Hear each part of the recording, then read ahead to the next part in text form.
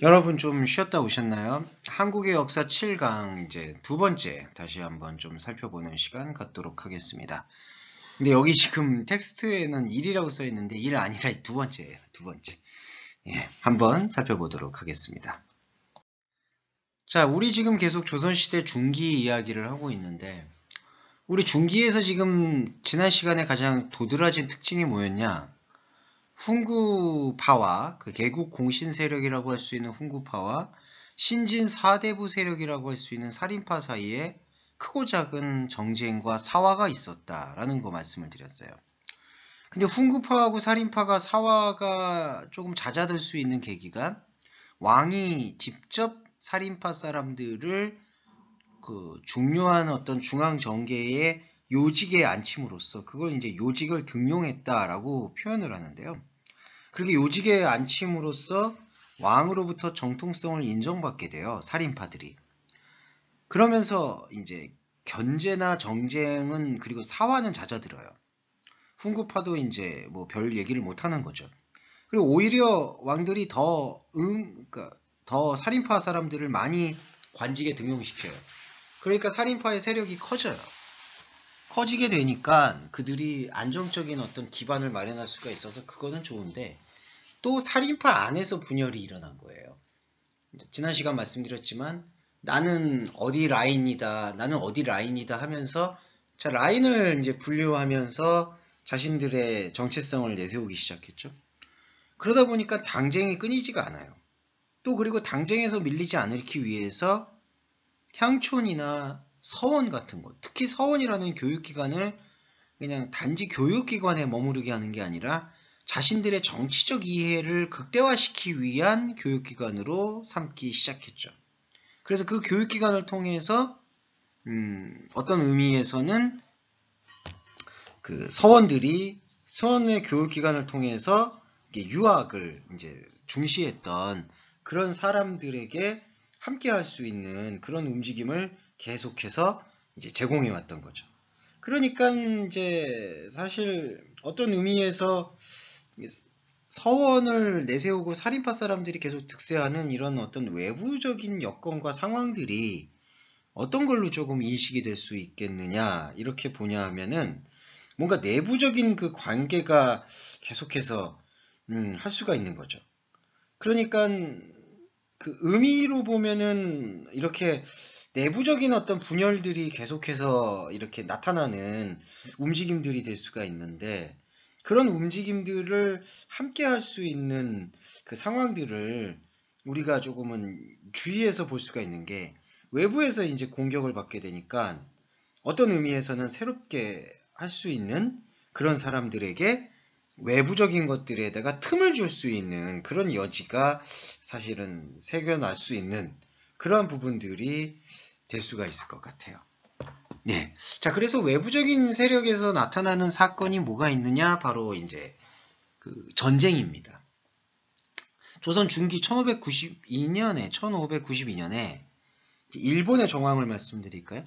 일본도 정치적으로 여러 어떤 분열과 전쟁이 있었던 것 같아요. 근데 일본을 완전히 한 나라에 대한 정치적 개념으로 통일한 인물이 바로 토요토미 히데요시인데 토요토미 히데요시가 20만 병력을 이끌고 이제 조선이라는 나라에 이제 전쟁을 벌입니다. 그래서 이 전쟁을 벌인 사건, 침략 사건을 임진왜란이라고 얘기를 해요. 임진왜란이라는 게 큰 전쟁입니다. 그런데 이제 제가 아까 방금 말씀드렸지만 조선의 군대는 살인파가 득세하고 그 살인파 사람들이 정치적인 역량을 강화하면서 사실은 외부 세력의 침입이나 외부 세력의 전쟁에 대한 대비가 잘 안 돼 있던 것이죠. 그래서 조선군이 전쟁 준비가 잘 되어 있지 않은 상태에서 일본의 군대는 조총부대를 앞세워서 이제 조선군을 거의 압도하기 시작했죠. 그러니까 군사무기가 일본에서는 상당히 개발이 됐었는데 조선에서는 서원을 앞세우고 유학을 앞세우고 아무래도 학문을 배우는 사람들이 중요한 정치적인 자리에 앉게 되니까 그 군사적인 어떤 지원이나 군사적 흐름이 위축될 수밖에 없었던 것 같아요. 그래서 전쟁 준비가 되지 않았던 조선군을 상대로 일본은 조총부대를 앞세워서 이제 전쟁을 벌였고 되게 크게 고전하기 시작해요. 조선이. 그래서 왕 선조가 여기 수도가 캐피탈이 한양이거든요. 근데 왕이 혼비백산하게 놀라가지고 선조가 왕이 한양이라는 수도를 버리고 의주라는 지역, 지금의 북한의 신의주 지역입니다. 신의주 지역까지 피난 가야 되는 어떤 굴욕을 겪어야 됐죠. 그러니까 왕이 수도를 버리고 도망간다라고 생각을 해보시면 이게 나라가 거의 멸망하기 직전 아닐까요? 거기까지 지금 이제 몰린 거예요. 임진왜란이. 그런데 이순신이라는 장군이 있었어요. 한국에 지금 보시면 광화문에 나가보시면요. 광화문 경복궁 나갔을 때 광화문에 큰 동상이 두 개가 있습니다. 서울 광화문에 동상 크게 두 개가 있는데 그다 조선시대 인물이든 한 분은 세종대왕 왕인데 한글을 창제한 인물이라서 그 업적을 치하해요. 또 한 인물이 바로 이순신 장군이에요. 일본의 수군을 그러니까 수군이 뭐냐면 해병. 일본의 해병대를 격파한 이순신이 지휘한 조선 수군에 의해서 일본의 육군이 보급이 끊기다시피 하는 곤란을 겪어서 이제 어떤 반격의 실마리를 잡은 거죠. 자, 일본의 수군, 해병들이 하는 역할이 뭐냐면, 자, 일본의 육군들이 조선 땅으로 이미 들어왔잖아요. 조선 땅으로 들어온 일본의 육군에게 식량과 물자를 공급하기 위해서 이제 배를 타고 땅으로 들어오려고 했던 거예요. 그런데 배를 타고 조선 땅으로 들어오려고 했던 일본의 군대를 조선의 군대 수군 중에 해병 중에 장수라고 할 수 있는 이순신 장군이 그거를 다 막아내 버린 거죠. 그러니까 일본 육군에게 물자 보급이 이루어지지가 않은 거예요. 그런 상황에서 이순신의 어떤 그런 승리에 크게 고무됐다라고 하죠. 자극을 받았죠. 그 전까지는 일본의 조총부대에 의해서 뭔가 그냥 파죽지세로 몰고 오는 일본의 그 세력에 대해서 겁부터 나서 그냥 밀렸다라면은 이순신 장군의 그러한 용맹스러움과 그리고 아주 열악한 조건이었어요. 그 열악한 조건에도 불구하고 승리로 이끌어내서 전쟁은 그 뭔가 규모의 문제만이 아니라 전략의 차이로 인해서도 승리할 수 있구나. 그런 어떤 가능성을 이제 심어준 거죠. 그 가능성을 본 전국 각지의 의병들이 활약하게 됩니다. 이 의병들의 활약은 뭐냐? 의병이라는 게 뭐냐 하면은 정말 군인이 본래 직업이 아닌데 자발적으로 나라를 구하기 위해서 참여한 어떤 군인들, 그걸 의병이라고 얘기해요. 그래서 이제 전국 각지에서 자발적으로 의병들이 조직돼서 그들이 활약을 하고 또 하나 중국의 명나라가 지원을 해서 조선군이 7년 만에 일본을 이제 이렇게 전쟁에서 승리한 사건이 바로 임진왜란입니다. 근데 7년 동안 전쟁을 하니까 얼마나 타격이 심했을까? 그거는 한번 생각해 볼 수가 있겠죠. 자, 먼저 조선시대 중기에서 그 외부적 얘기를 먼저 나눠봤어요. 자, 조선시대 중기 사건에서 진짜 빼놓을 수 없는 게 임진왜란이죠. 이 임진왜란 조금 더 살펴볼게요. 이거 왜 임진왜란이라고 얘기하냐면, 왜란이라는 것은 이제 왜라는 거를 이제 당시에 일본을 부를 때 그렇게 표현한 거고요. 란이라는 거는 난리가 나타났다, 전쟁이 났다라는 뜻이고, 임진은 이제 동양역에, 그리고 한국역에 보면 임진년이라고 표현을 해요. 그러니까 12갑자를 중심으로 한 해, 두 해를 이렇게 표현하는 그 연도를 표현하는데, 그게 임진년이에요. 그래서 임진년에 처음 발생했다 해서 보통 임진왜란 혹은 아까 7년 동안 싸웠다고 하잖아요. 그래서 7년 전쟁이라고도 불러요. 그 과정은 이렇게 돼 있어요. 1592년 4월이죠. 봄이네요. 참 봄에 전쟁이 시작됐어. 일본군 선봉대가 부산에 쳐들어왔어요. 이제 한국의 남한에 보시면 사우스 코리아에 보시면 부산 있죠. 부산에부터 쳐들어와서 서울을 향해서 북진을 계속해요. 근데 2개월도 채 안 돼서 이렇게 북진을 계속하네요. 그러니까 빠르게 치고 들어오는 거죠. 그러니까 그만큼 조선군이 약했다라는 증거예요. 그걸 보니까 갑자기 놀래가지고 선조와 세자가 평양으로 피난을 해버려요. 그래가지고 이거 나라가 진짜 망하게 생겼네 라고 생각을 하는 것 같아요. 그런데 여기서 한산도 대첩 등 해전의 승리로 인해서 일본의 해상작전이 좌절돼 버려요. 그래서 우리가 이제 전라도의 어떤 가장 식량 창고라고 할 수 있는 곡창지대를 지킬 수 있고, 그리고 이제 2개월이라는 그동안 이순신 장군에 의해서 이제 바다에서 전쟁에 승리를 하니까 그 육지에 있는 사람들도 이제 조금 각성, 꼭 정신 차리기 시작한 거죠. 육지 곳곳에서도 유학자들과 농민이 주축이 돼서 의병이 일어나서 육상전을 승리로 이끌어요. 아까 그 유학자들이라는 게 사실 살인파들을 얘기하는 겁니다. 그들은 평생 글을 읽던 사람들인데 야, 이 글이 아무 소용이 없구나, 이 전쟁 중에는. 그렇게 생각을 해서 칼을 들었던 거죠. 그래서 곳곳에서 유학자들과 농민이 주축이 된 의병이 일어나 육상전을 승리로 이끌었어요. 그리고 12월에 명나라는 4만 3천 명의 병력을 파견하고 1593년 1월 18일에 조명연합군은 평양선을 탈환하고 일본과 협정에 들어가기 시작합니다. 그러니까 이제 명나라가 중국의 나라인데 일본이 만약에 이렇게 조선이라는 나라를 다 점령을 하게 되면 사실은 조선이라는 나라하고 중국의 명나라하고는 또 인접해 있잖아요. 그러니까 일본이 중국도, 그러니까 명나라 자신들도 자기를 위협한다라고 판단할 수밖에 없는 거죠. 그러니까 당연히 완충지대로서 조선을 남겨두었어야 되는 거죠. 그러니까 명나라가 나서지 않을 수가 없었던 거예요. 그래서 명나라가 4만 3천 명 병력을 파견을 한 겁니다. 그러면서 이제 1월 8일, 1593년의 1월 8일 조명연합군이 평양선을 탈환하고 일본과 협정에 한번 들어갔었어요. 근데 그 협정이 깨졌죠. 그러니까 협상이 제대로 잘 안 된 거예요. 그래서 다시 전쟁이 일어났는데 1597년에 또 침입을 했어요.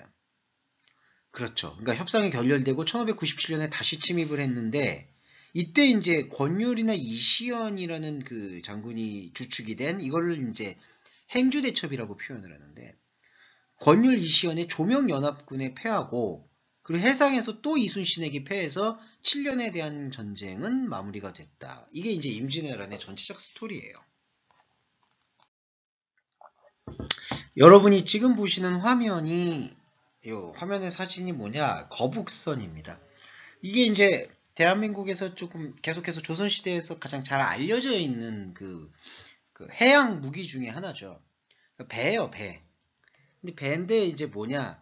정말 전쟁을 위해서 정말 능하게 개조되어 있는 배다. 이렇게 평가돼요. 이거 이순신 장군이 직접 디자인하고 설계한 작품입니다. 거북선이에요. 그러니까 위가 거북이 역시 터틀 여러분 아시죠? 그 등 껍질이 너무나 단단하잖아요. 파고들 수 있는 틈이 없죠. 등 껍질이 아주 그냥 되게 단단한데 단단한 등 껍질을 토대로 어떤 그 조총이나 화살 공격에도 막아내면서도 자, 이 껍데기 위에 그러니까 이 마감 위에 밑에 보시면은 거북의 아주 용맹스러운 머리 밑에 이렇게 그러니까 총구나 화살을 쏠 수 있는 그러한 아주 미세한 자리들을 마련했어요. 그러니까 이게 마치 막 잠수함처럼 아무리 공격해도 이 배가 쓰러지진 않고 계속 밖에서 이제 충격을 가할 수 있는 그러한 시스템으로 만들어진 게 바로 이 거북선입니다.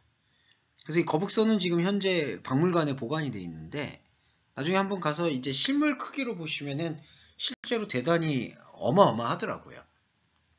그 사진을 한번 살펴봤습니다.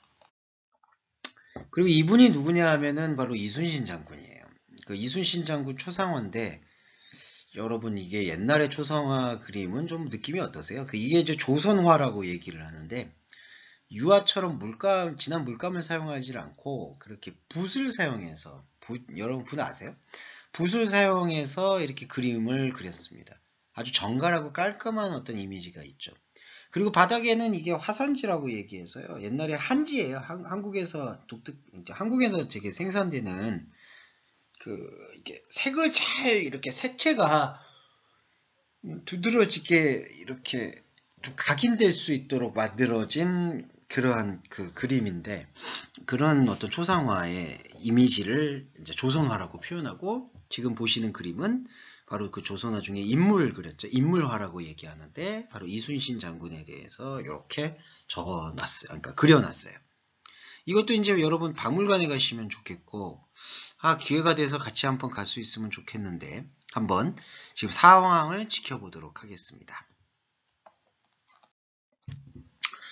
조선시대 중기 이야기를 조금 더 해볼게요. 임진왜란이 일어났었죠. 자, 중기의 큰 흐름은 처음에는 살인파가 곧 문인들이나 장군들이 아닌 글을 읽고 읽는 사람들이 중심이 돼서, 살인파가 중심이 돼서 서원을 만들고, 서원을 통해서 많은 문학, 어떤 사상적이거나 학문적인 것들을 보급하고 왕의 지지를 입어서 세력을 키워왔죠. 그랬는데 뭐 순수한 학문적인 것을 내세우고 이상 정치에 대한 비전만 발표하면 참 좋겠는데, 그 안에서 크고 작은 당쟁이 일어났었고, 그러한 당쟁이 일어나는 과정이다 보니까 어떤 외부적인 일본이나 중국이나 다른 나라에 대한 외부적인 어떤 전쟁에 대한 대비가 전혀 이루어지지 못했다고 볼 수밖에 없어요. 살인파들이 그렇게 자신들의 당쟁에만 골몰한다면은 훈구파 사람들은 반대로 좀 내부적인 정비가 있었으면 좋았을 텐데, 그러니까 군사 정비 같은 거죠. 근데 그런 훈구파 사람들도 그때는 그런 군사 정비를 소홀히 여겼던 것 같아요. 그러다 보니까 외부적인 대책은 전혀 일어나지 않고 있는 상황 속에서 일본에서 새롭게 등장한 통일왕국, 통일일본의 지도자 토요토미 히데요시로 인해서 임진왜란 또는 7년 전쟁이 벌어졌던 겁니다. 그 7년 전쟁에서 비록 조선이라는 나라가 그래도 일본이라는 나라를 통해서 몰아내고 승리를 했다라고는 표현을 하지만, 여러분 전쟁이 7년 동안 있었다라고 생각해 보시면 그 나라 전체가 어떻게 될까요? 완전히 초토화되겠죠. 그러니까 국가 기반 시설이라든지 뭐 농민들이 농사를 지어야 되는 밭, 농 이런 것들이 다 완전히 싹쓸이가 돼버린 거예요. 그러니까 전쟁이라는 게 그만큼 이렇게 모든 걸 황폐하게 만드는 특징이 있습니다. 그래서 그 전쟁으로 인해서 모든 것들이 참 싹쓸이가 되어버린 상황이었던 것이죠. 자, 그게 조선시대 중기에 조금은 안타까운 풍경이에요. 자, 그 안타까운 풍경에서 어떻게 이거를 극복하거나 다시 이렇게 내느냐, 그런 과정을 좀 살펴볼 텐데, 자, 임진왜란이 일어난 시대가 왕정 선조 때예요. 선조라는 왕이 살인파 대거 등용했던 인물이기도 했는데, 선조 때 임진왜란이 일어났고, 이 선조라는 왕은 정말 치욕적인 굴욕을 겪을 수밖에 없었던 거죠. 그러니까 도시, 수도였던 평양을 떠나서 진짜 신의주까지 내려가 버렸으니까. 그래서 선조는 참 파란만장한 풍운의 왕이라고 불리고 있어요. 자, 그 선조의 뒤를 이어서 즉위한 광해군이 있어요. 이 사람도 왕이었는데 왜 군이라고 얘기했냐? 그러니까 사실 역사적으로 뭔가 흠결이 있고 오점이 있는 인물을 표현할 때 광해군이라고 표현을 해요. 그래서 이제 선조, 태조, 종 이렇게 표현하지 않고 군이라는 표현으로 좀 낮춰서 부르게 되었습니다. 선조의 뒤를 이어서 즉위한 광해군은요, 일본과 두 차례의 전쟁을 치른 뒤 피폐해진 국토를 정비하기 위해서 살인 정치를 이제 배제하기 시작합니다. 그러니까 문제가 무엇이었냐? 그러니까 왜 우리가 이렇게 외부의 나라의 외부의 전쟁에서 이렇게 취약하게 당할 수밖에 없었냐? 그 분석을 바로 살인파가 당쟁만 일으키고 서로 싸우고 자신들의 권력에만 눈이 멀어서 있었다라고 분석을 한 거예요, 광해군은. 그래서 살인 정치를 아예 배제해버리고 왕권 강화를 위해서 노력했고요. 또 한편으로는 지금 나라가 초토화가 됐잖아요, 전쟁으로 인해서. 그래서 그 나라의 초토화된 나라를 살리기 위해서 실리를 중시한 외교를 펼쳐서 새롭게 떠오르는 청나라와 망해가는 명나라 사이에 중립외교를 포방하게 돼요. 자, 중립외교가 뭘까요? 자, 당시의 중국에는 명나라가 중요하게 지금 대세를 잡았는데, 명나라가 이른바 이제 기울어진 해라는 평가를 받은 거예요. 기울어진 해.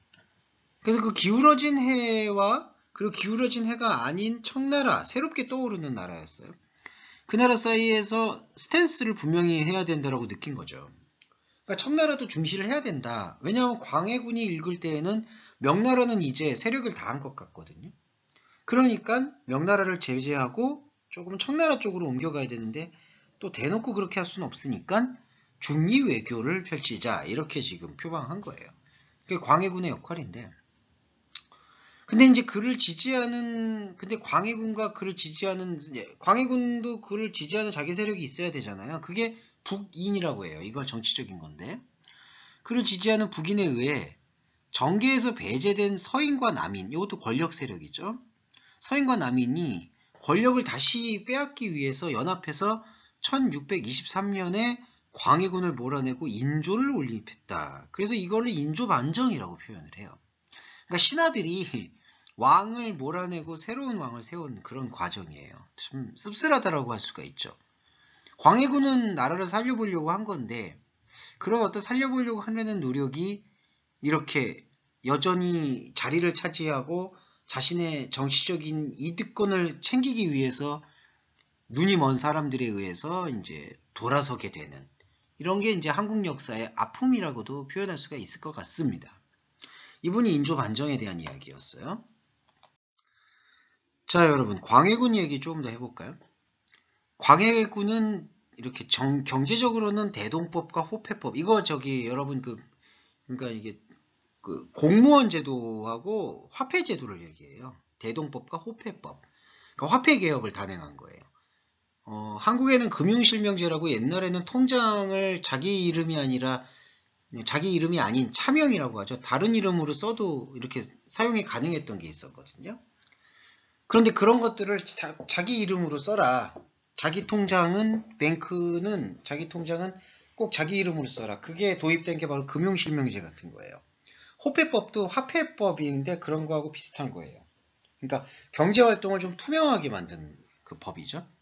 광해군은 대동법과 호패법을 시행했어요. 그리고 아까 방금 말씀드렸듯이 명나라와 청나라 사이에 중립적인 외교정책, 어느 나라에도 너무 크게 기울지 않는 그러한 실리적 외교정책을 폈던 조선의 제15대 왕입니다. 선조의 차남이고요. 서자예요.